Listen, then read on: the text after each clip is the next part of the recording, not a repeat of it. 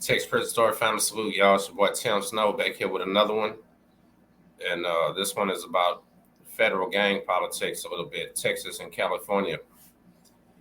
Everybody thinks that there's this giant rivalry between Texas and California, but it's not real true. I'll say it all the time that men are the same in all 50 states and everywhere around the world. They'll kill you anywhere you go, point blank, period. Don't matter if you're California, Chicago, Houston, Dallas, New York, Miami, Atlanta. Guess what? Bodies getting stacked up in all places. And all men from everywhere are represented in the federal prison system for sure. But it's literally one state against 49 others. Doesn't matter where you're from, that's what it looks like, unless your state has an alliance with somebody else. And me and my brother AR-15 just did the interview about you Stones and the feds and everything. And we literally talked about it.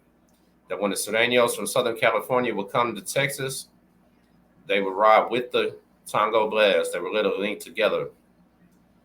There was not very many at all Surenos, like literally real small. But they ran the most militant program. They stayed on the yard with their workouts. They had their guards posted on all sides of them at all times. And they were extremely militant, way more so than the Blast guys was. The Blast guys probably had them outnumbered 100-1. The reason that they did that there is because in Victorville and the other federal prisons in the California area, the Surenos are the dominant car. And the Tango Blast is outnumbered probably 100-1. And they want that mutual respect back. But what we didn't talk about is what happens when they both go out of state and they meet up somewhere like the East Coast or something like that. They still ride together. It's literally a Texas-Cali connection. And that's some dangerous stuff right there, y'all. This cat right here did time in California Department of Corrections and did 15 years fed. I'm just going to let him describe it for you a little bit himself. And you see what's going on. I did time in California, you know what I'm saying? And I did time all in the feds, all over, fucking the smooth program, fucking shoe programs, all types of shit. On me, Big Sandy, USP, Bloody Beaumont, all that shit, you know what I'm saying? I'm gonna stop it right there. If you don't know what the smooth program is, that's a special management unit. And that's for the real bad actors in the feds. So if he was there, he was putting in work. This man's for real. It's literally almost 100% gang members, prison gang members, that'll stab people, splash hot water on them, stomp people, violent inmates. So he's seen some real time. I'll give him his credit. Salute to this guy. Um, and I've been in riots with African Americans and shit, and the shit is vicious, dog. I'll tell you from firsthand experience, shit is vicious, dog. You know what I'm saying? Like the brothers go, dog. You know what I mean, the Crips and Bloods and GDs, homie, they go full force. You know what I'm saying? There ain't nothing pussy about them. There ain't nothing weak about them, homie. Like they gonna give you a run for your money, dog. You know what I mean?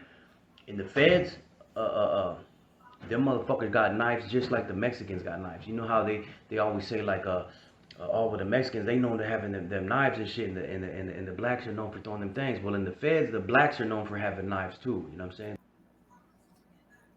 The white guys got them too. That's why the feds are so dangerous, y'all. Literally, everybody's got long sentences on the USPs anyway. Half of the people have extremely long sentences on the mediums, mixed with people with short sentences. And all cars are serious. There's no plan. Literally, everybody has a knife. Why was it Beaumont medium? There was a lot of fist action, a lot of fighting. But it could escalate quick to that knife play. It literally is a dangerous place in the feds, y'all.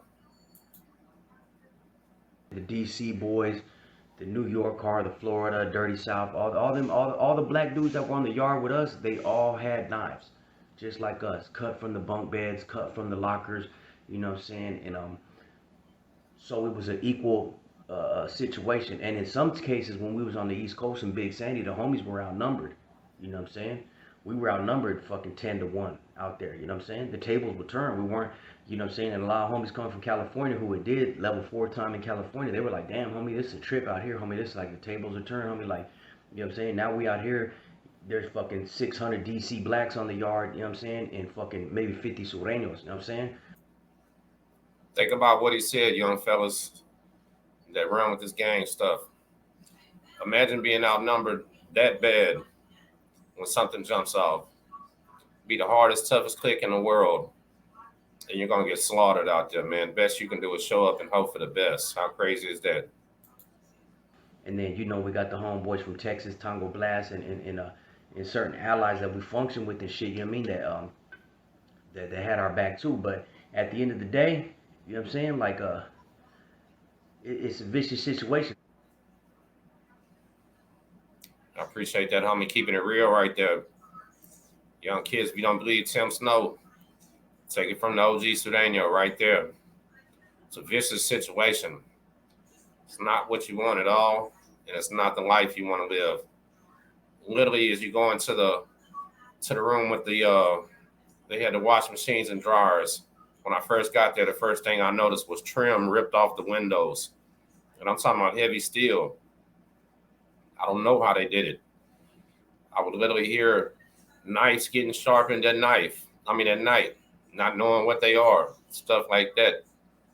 One time during a small little shakedown where they were hitting one cell, I see a dude run and just throw his knife real quick. It slides under the damn ice machine. And I'm thinking, man, that's when I first got there. Like, damn, this guy's strapped up. Asked my homie, and he said, yeah, all of them are. I was on a smaller number, man. I didn't want to have to live that life and kill people and get killed and everything else. You know what I mean? It's not what you want, man. And that myth about club feds and all that stuff, yeah, it's there. But if you got any type of criminal record, you're on any type of case with guns and drugs and all that, guess where you're going? You're going to the place where it's real. You're going where you're going to have to fall in line with them politics. And if you're like me from Texas, where the politics are lighter, it's going to be an eye opener. Like, it's going to be something that's shocking to you. The guys from California, I'm pretty sure they were more used to it. The East Coast guys, I don't think they function like that even close. So it's an eye opener for them. Imagine being from Idaho or somewhere where it's mostly whites. Now they put you on a yard where there's 600 DC blacks, maybe 600 guys from the dirty South, black guys. You got Sureños walking around, Tango Blast walking around, and you're small in numbers. Everybody think about it, man. It's not what you want. What do we say all the time? Stay free, man. 5 seconds can change your entire life out here, and it's not worth it.